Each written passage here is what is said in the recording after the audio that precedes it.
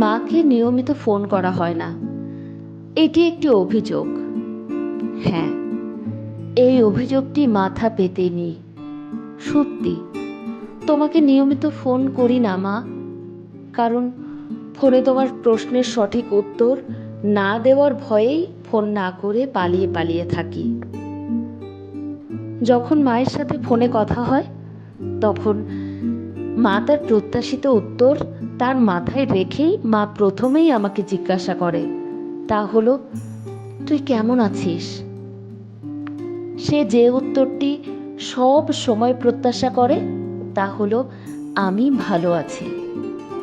কিন্তু আমি তো সব সময় ভালো থাকি না, তাই তোমার কাছে কি মিথ্যা বলা যায়? আবার ভালো নেই বললেও তুমি অস্থির হয়ে যাও। তাহলে আমি কি করি বলো? তাই তো ফোন না করে, এই কঠিন উত্তর না দিতে পেরে পালিয়ে পালিয়ে থাকি। শুধু কি তাই, জীবন জীবিকা আর আমার পরিবার নিয়েও অনেক ব্যস্ত আছি। যেমন তুমি ব্যস্ত ছিলে তোমার পরিবার অর্থাৎ আমাদেরকে নিয়ে। আমার মতো তুমিও তোমার মাকে ভুলে গিয়েছিলে।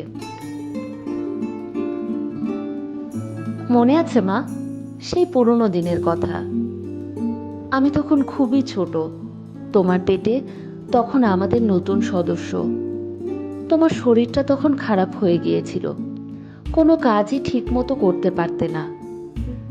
তাই তোমার মা তোমাকে নিয়ে গিয়েছিল তার বাড়িতে, তোমাকে যত্ন করার জন্য। আমি ছোট হওয়ায় আমাকেও তোমার সাথে নিয়েছিল, মনে পড়ে কি মা?